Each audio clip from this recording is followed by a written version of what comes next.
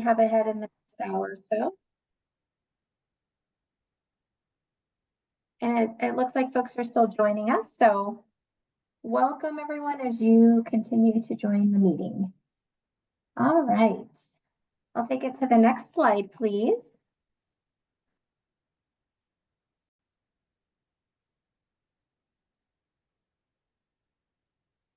All right, and I apologize, I did not introduce myself. My name is Danielle Culp, and I'm the Director of Statewide Programs Process and Criminal Justice. I am going to pass this next slide over to Michelle Staley.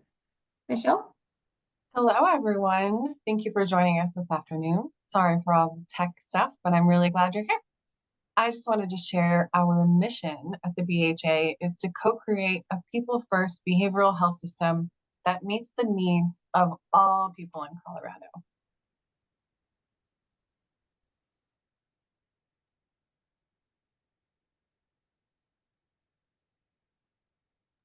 All right, thanks for that, Michelle. And I'd like to just introduce our BHA team, our executive leadership. I don't believe we have them on the call today except for one, but she will be presenting here shortly. So I'd like to share that Danette R. Smith is our commissioner, Aisha Rizzo is our chief strategic officer, Monique Maurice, our chief financial officer, and Kelly Kazi is our deputy commissioner of children and youth continuum. So this is our executive leadership for the BHA. Next slide, please.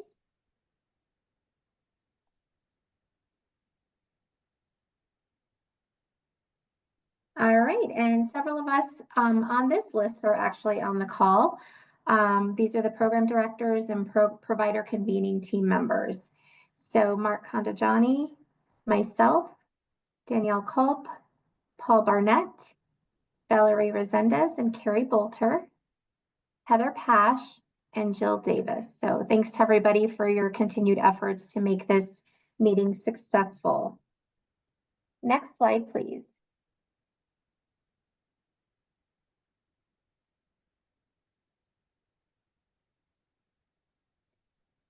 All right, so at this time, I just wanted to briefly provide an update. We have been regularly providing these meetings over the last several years, and at this time, we feel that we would like to just pause for a moment because we are in the middle of launching the BOSSOs. And so at this time, we would like to just put a hold on these bi-monthly convenings, look at how we can best repurpose them under the new BOSSO structure, and just ensure that we're providing a clear, consistent, and a universal message in partnership with all of you great providers. So we will be pausing this and you will be hearing more about this in the coming months, but just know it isn't going away forever. It's just going to be restructured and we're trying to be very intentional about that. So more to come. We will be sending out notifications about that new structure and the planning around that and what that schedule will look like in the coming months. Thank you. Next slide. All right. Now I would like to, I'm hoping Monique Maurice, our Chief Financial Officer, is on the call. Monique, have you joined us yet? I'm here. Yay, okay. So I'm gonna pass it over to you. Hi, I just wanted to pop in and introduce myself to everyone. My name is Monique Maurice, and I am still drinking from the fire hose. I've been here just about 3 months, 3 months and a couple days. My experience in state budget is long. I was at CDHS for the past 4 years in the Office of Children, Youth, and Families in the Division of Youth Services. Prior to that, I was at CDPHE for about 11 years. So I'm happy to be here. I'll talk a little bit about my team and sort of my priorities as CFO. Oh, there's a slide already. Great. So I'm here really to, one of my first 6-month goals is to just really look at BHA process. And so I'm really interested in sort of improving process, which in turn will absolutely improve service delivery. I know that there's a lot of opportunity in this area. With BHA being so new, I'm very excited to kind of undertake this process improvement and sort of strategically make sure that my team is aligned in the best way, and that everybody is doing things in a standardized way, so that things get through my shop quicker and just better overall. I am also here to set budget priorities, especially in terms of like state budget decision items, requests, things we're going to ask for, things that we need to just get on radar with anything legislative. And then I work pretty closely with the commissioner in terms of just strategies, how we're going to approach federal funding, state funding, what our immediate, long-term, and short, medium, and long-term goals are, navigating the federal funding stuff that we've been navigating since I think my first week here, and sort of how to mitigate, how to manage all of that. So that's what I've been spending my time doing for the past 3 months. I feel like responding to a lot of the federal budget stuff, but it's been helpful in my learning. What I oversee in terms of my team is the grant management and grant seeking, grant management branch, all of our legislative budget requests and the management of all of those correspondences between the JBC, budget requests, all of that stuff. Procurement and contracts, pushing contracts out. 95% of our funding goes out into the world and into the community and into your hands. Compliance, and then of course invoice processing, so that we can get everybody reimbursed as quickly and efficiently as possible. I think on the next slide I have just sort of a very high level view of what kind of money we get into the BHA. Can we flip to the next slide? Thank you.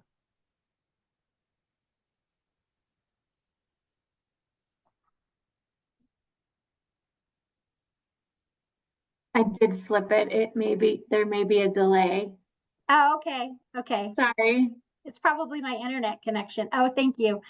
So I just wanted to pop on here sort of the overall budget, because it's a big one and it's a pretty mixed one. So state funding is this year 268 million.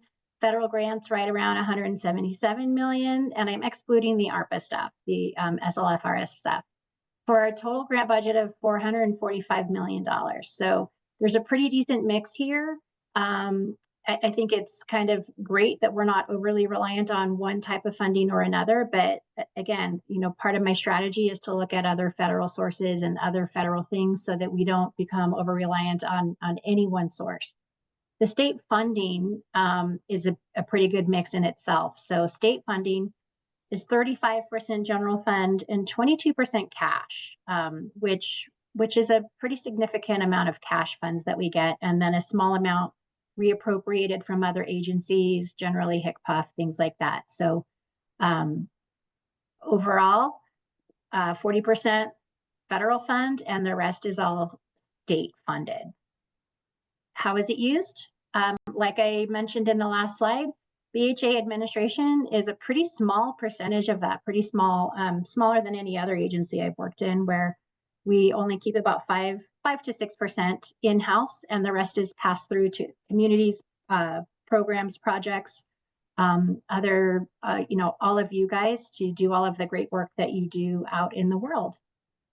I think those are my only 2 slides. I just wanted to give like a really quick introduction and overview, and I'm happy to answer any questions if they're out there, but also just I wanted to share my name and just let you all know that I'm here to answer questions. And of course, your project managers and your program managers are subject matter experts in all of that, but I really, I want to be transparent and I want to be accessible. And so I welcome emails, calls, questions, all of that stuff, anytime something comes up for you.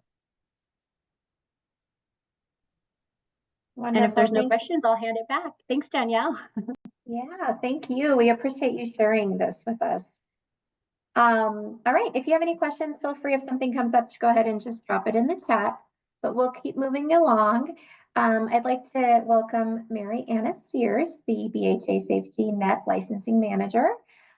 She's going to speak about the ASAM criteria 4th edition update. Mary Anna. Awesome. Thank you, Danielle. And good afternoon, everybody. Mary Anna Sears, I use she, her pronouns, and I am a Safety Net Licensing Manager, like Danielle said. So the updates I have today, I have a handful of slides that I want to walk through, and some of these might feel like a repetition, but I know we've come back to the provider convening pretty routinely for the past year or so to continue to have this discussion around the 4th edition of ASAM. So we're going to do a little bit of level setting and just kind of catching up to some of the recent progress and where we're heading with our ASAM transition at this point. So for a little bit of context and level setting and a reminder, the ASAM criteria provides the current foundation for our behavioral health system. All of our services and reimbursement structure is based of this 3rd edition, which was published in 2013 and has been the foundation of our services up until this point. We as a state are in the place right now where we are actively positioning to transition to the 4th edition standards of the ASAM criteria, which were published in 2023.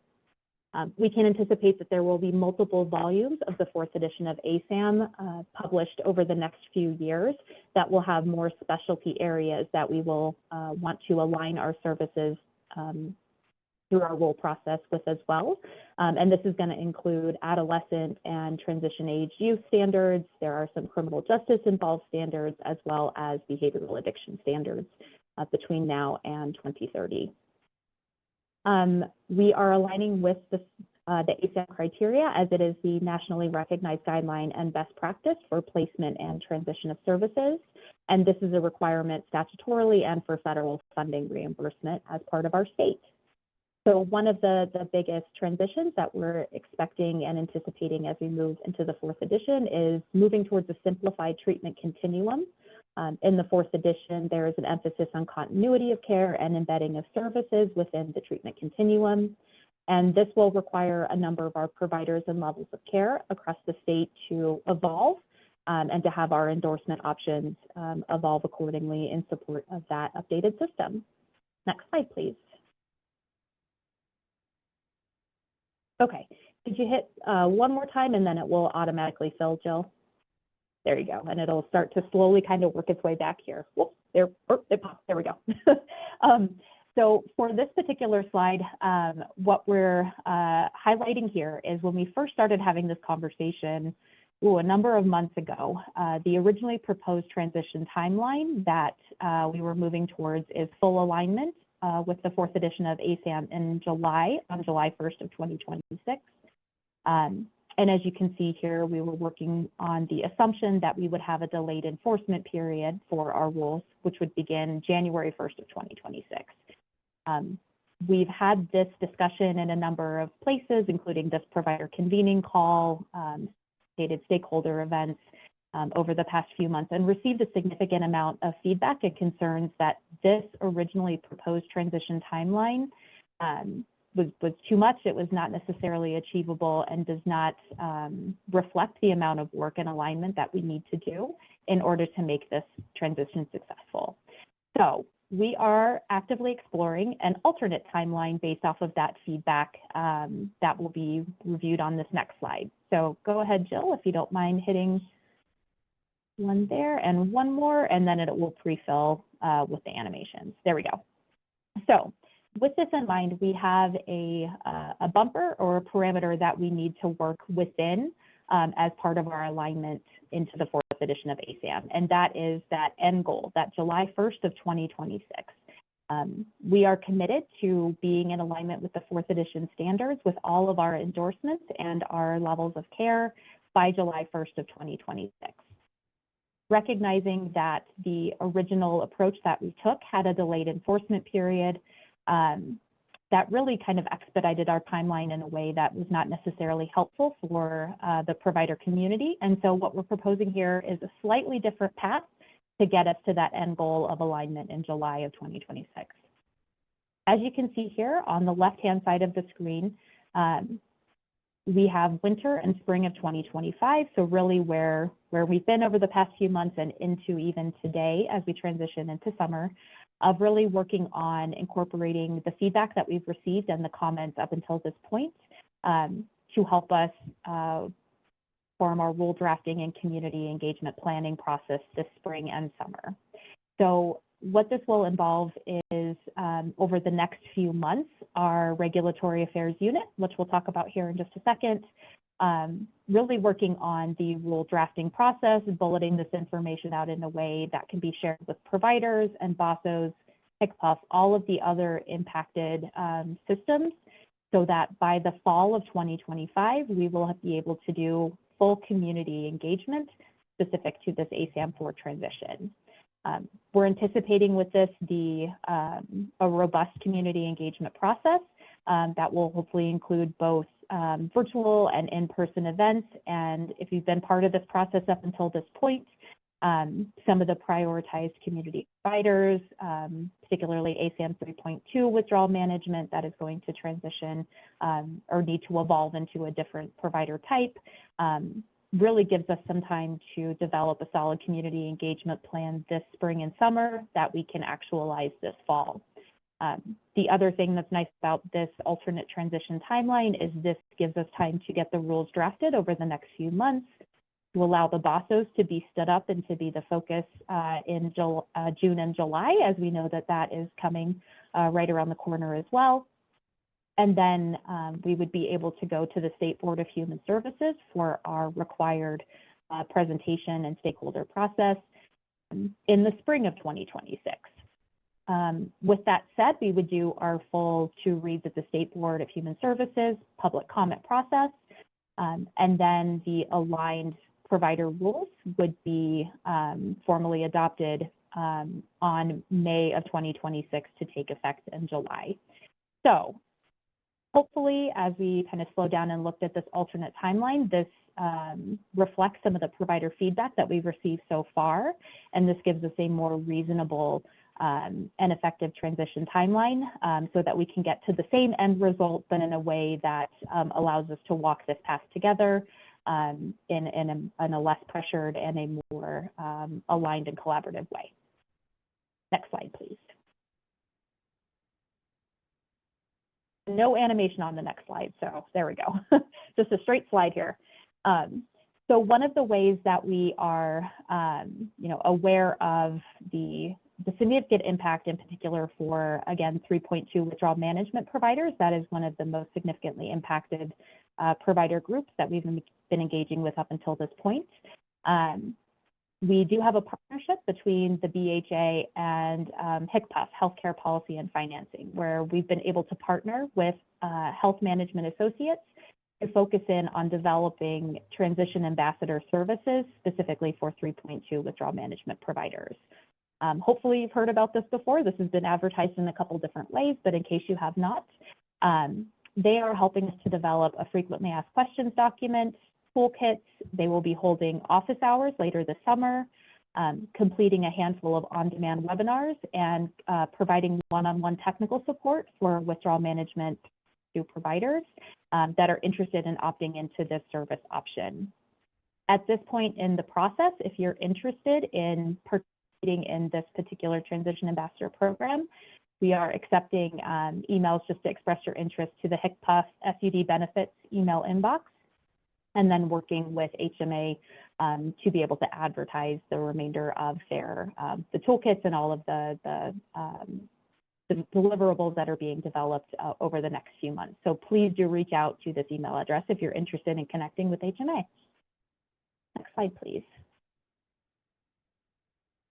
So this, the last slide kind of leads into this one as far as giving you an idea of the areas that HMA is focusing in on with these transition ambassador programs and the different pathways that they're helping us to build out in a way that is more understandable for providers that may be facing this evolution of services in the next year or so.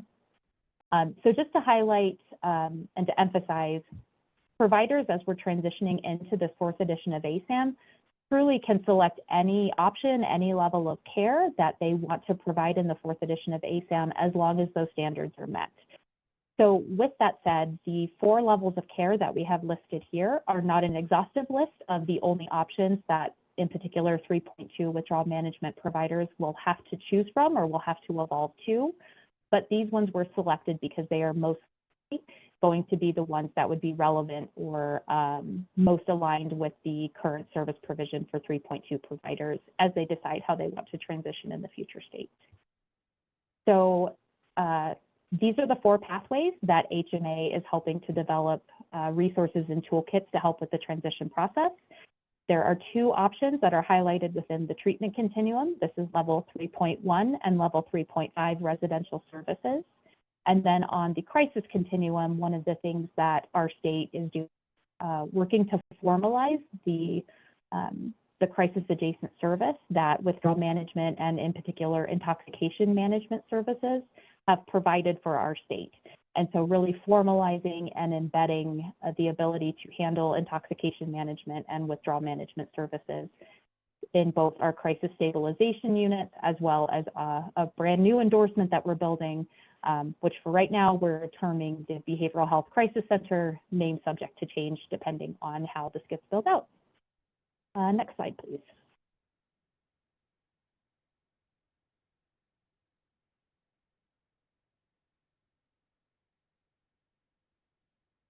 Thank you, Jill. So one of the other things that I'd like to highlight here, and again, I'm hoping with the efforts to connect with providers, some of this is information that you've heard already. If not, we're really working on kind of increasing our communications approach to this, especially over the next few months as we start to develop these rules and make sure that we have connection points with all impacted providers. So one of the things that you might have noticed on that slide right before this is we have a level of care that is being termed crisis stabilization unit. As part of this alignment with the 4th edition of ASAM, we are looking to simplify our system in areas where it makes sense to simplify, and then to build out needs in our system so that our state and individuals here can be supported with whatever their behavioral health needs are. And with that said, one of the opportunities that has presented itself is this idea of really condensing our current crisis stabilization unit and acute treatment unit, 2 separate endorsements, into 1 endorsement and provider type that is able to support behavioral health crises and whatever that looks like that presents to that crisis stabilization unit bedded facility. The reason that we're exploring this option now is over time, the distinctions between CSUs and ATUs have really diminished. There used to be much more distinct differences between the 2, and over time, level of care or length of stay requirements have ebbed and flowed, changed, and we've had a number of other requirements that just used to be and they're not really relevant in practice anymore. With that, and the fact that we are at an organic point of transition where we are building in updated structures for our behavioral health system, this really meant that opportunity to simplify our system in a way that makes sense for the entire state and help reduce bifurcation of mental health and SUD services, but truly meeting the needs of individuals across the state that present in need of crisis stabilization services. And so one of the expectations that we're exploring with this is condensing those 2 endorsements or provider types into 1 base level vetted crisis stabilization unit facility and provider type, and then adding in an expectation that those CSUs are equipped and able to handle basic withdrawal management needs that might arise for individuals with a substance use disorder involved crisis, particularly emphasizing access to medication-assisted treatment at this level of care. Next slide, please.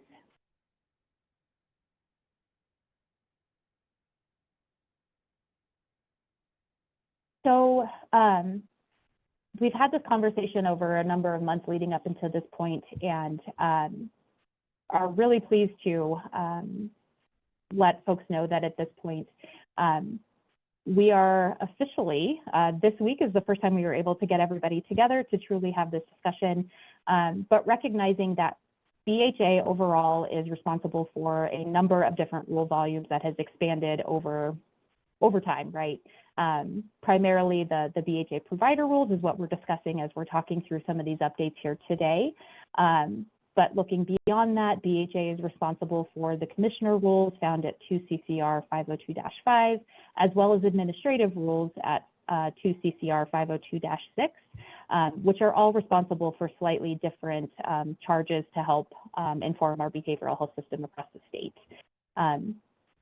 In order to effectively move to continue to keep our iterative low volumes moving forward, we are working on standing up a regulatory affairs unit that will be folks dedicated to making sure that these rules are staying relevant, staying current, and going before state board and following that rule process to remain relevant on a regular basis. And so when we're talking about the number of things that need to get done, especially in the provider rules that we just looked at together, it feels like a very tall order. The tall order can be met because we will now have the ability and the number of folks at BHA dedicated to making sure that this work can move forward with a proper stakeholder process, with proper community engagement and rule drafting. So very happy to announce that we are officially hitting the ground running as of this week with this unit. And you may see some familiar faces. I am temporarily helping as the team lead to stand up this unit. Tom Miller is responsible for the oversight of the unit in general. And then we have a handful of other folks, including Caitlin Long, who's moving over to help Shane Oram, Brittany Noble, and Marius Nielsen that are helping to make sure that we can get this work moving forward in a way that achieves the timeline that we reviewed together just a few slides ago. Next slide, please. And that might actually be the end of my slide. So, oh, there we go. So, so the call for today, especially knowing that we're going to be taking a little bit of a pause to renew and revisit how provider convening will be looking going forward, our opportunities to connect around the ASAM 4th edition are not going to stop there. And we will be present and make sure that we're part of this process when we do pick this back up in whatever structure that looks like. In the meantime, please take some time to visit asam.org to learn more about the 4th edition. And if you're not already connected with BHA or HCPF for their newsletters, please take a moment to register for both of those. The majority of our updates around the 4th edition are going to be loaded onto this laws and rules page on BHA's website as our starting point. And we are monitoring the BHA rules inbox that is listed here as well for specific feedback around these 4th edition updates, or really any rule involved updates at this point. So take away from that, please stay connected with us and know that within these next few months, we are hitting the ground running with rule drafting so that we will be able to advertise and have a robust stakeholder process beginning this fall around the 4th edition updates. That was a lot of information, and I feel like I was talking fairly fast, so I will take a minute to pause and see if there are any questions that I might be able to answer today.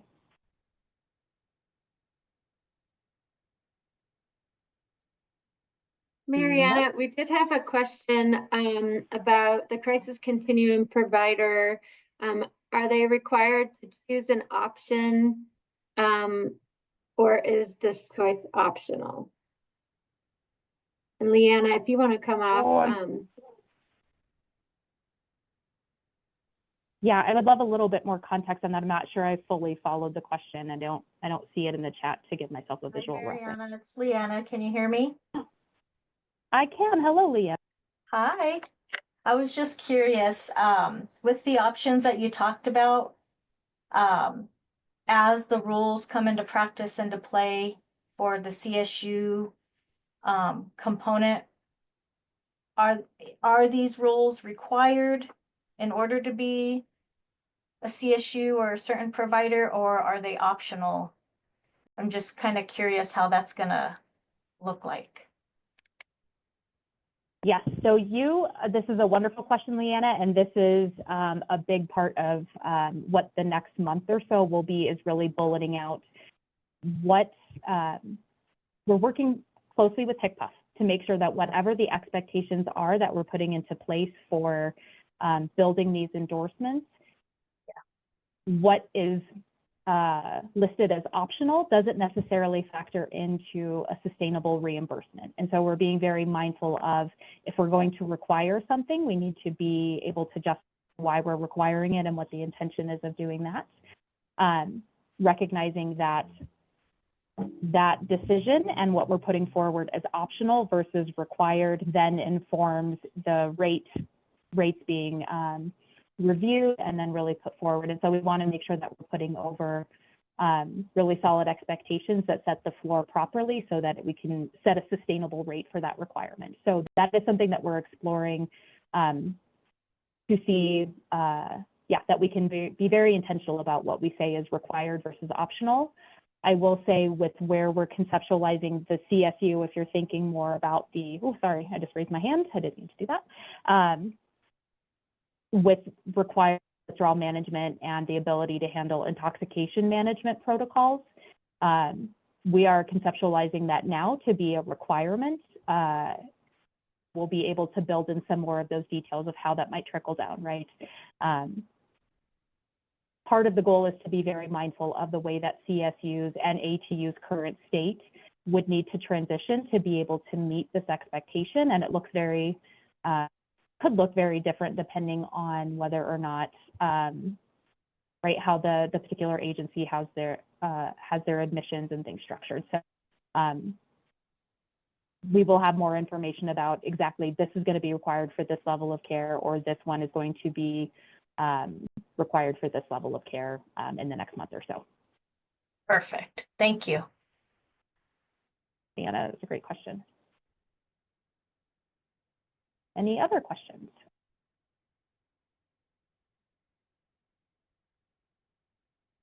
All right, hearing none, I think I am done. And do I hand it back to you, Danielle?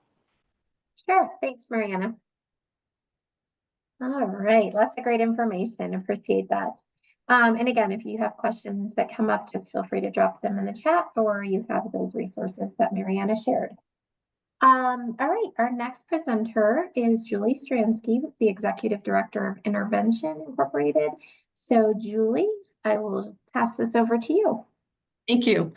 Again, I'm Julie Stransky. I'm the Executive Director for Intervention. For those of you who do not know who Intervention is, we are a nonprofit criminal justice agency in Colorado. We provide services for community corrections, probation, urine screen services, those types of services in the criminal justice system. I'm also a part of the Criminal Justice Coordinating Committee within Jefferson County. And we have a program called Fresh Start that I was asked to come and do a little presentation on. If we can go to the next slide. So the Criminal Justice Coordinating Committee in Jefferson County is to try and improve criminal justice systems, to try and improve efficiencies. We look at a lot of different areas, how to reduce jail beds and budgets, things like that. About 3 years ago, we were looking at active warrants within Jefferson County and found that we had over 25,000 active warrants within the county. A high majority of those were low-level warrants for things like traffic offenses, no driver's license, things like that. And we decided to come up with a program where we could try to get clients to come in without feeling the pressure of being taken into custody, and try and clear those warrants so that they can kind of move on with their lives without these warrants hanging over their heads. So this program consists of collaboration within Jefferson County, the District Attorney's Office, Public Defender, the court system, probation, and a lot of other agencies that come together a couple of times a year. We do these on a Saturday to try and take the pressure of clients coming up to a courthouse Monday through Friday. It's a whole different environment up there. There is a criteria that clients have to meet, and it gives them an opportunity to come in and clear their active warrants without being taken into custody. As they first come in, they will meet with the public defender's office or a probation officer if they have a probation violation warrant. who reviews those cases to ensure that they meet eligibility. If they don't meet the eligibility, then they assist them with scheduling next court dates, how they can clear those warrants, and providing them additional information for representation on those cases. There's also a lot of community resources available to try and connect these individuals that are coming in with different resources such as housing and treatment and food, clothing, whatever that we can assist them with to try and get back on their feet. Next slide, please.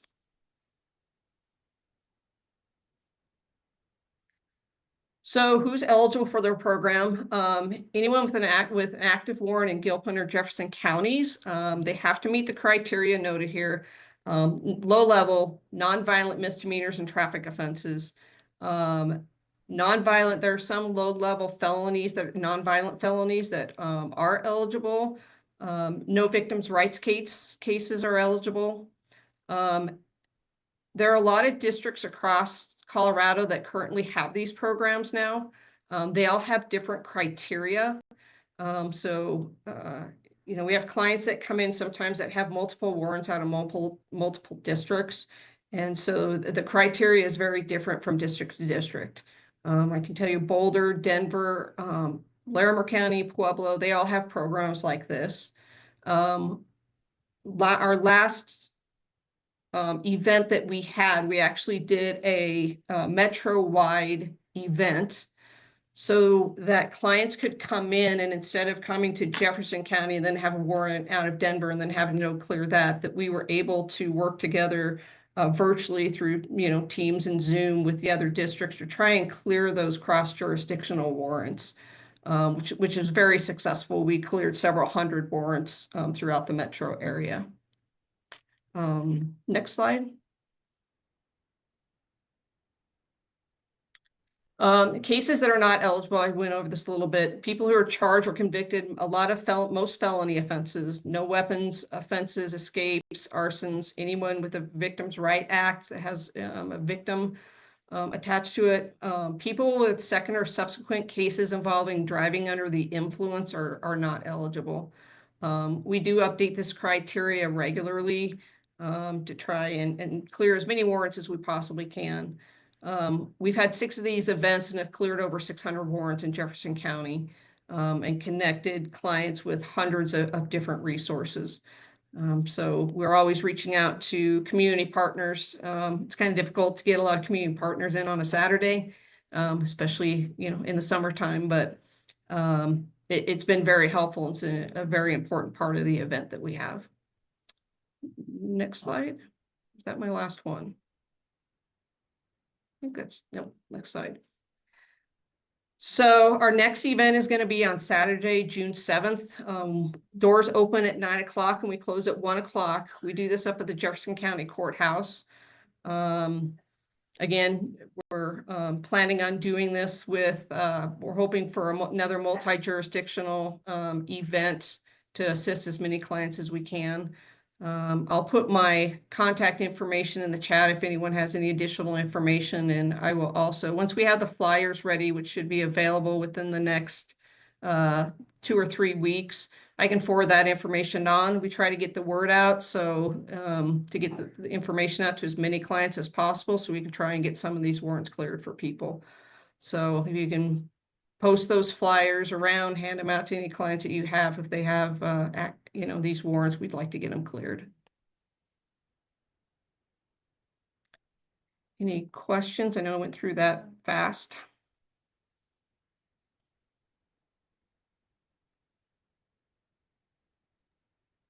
All right, well, thank you so much, Julie.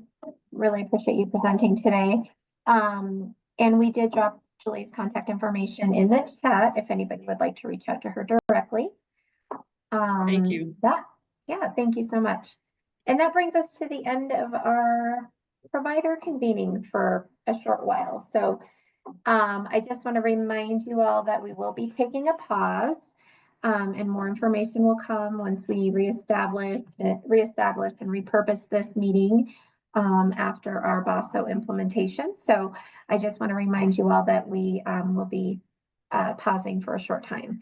So again, you can stay connected with the BHA. We have our event calendar, and also you can just take a look on our website. We also have our social media outlets, Facebook, Instagram, LinkedIn, all of that. So feel free to connect with us in the best way possible. Thank you all for joining us today. And if anyone has any other questions or we left anything out that you needed some clarification on, feel free to reach out to us. But it looks like we are going to be finishing a little bit early today. So thanks so much for your time. Have a wonderful day. Thank you.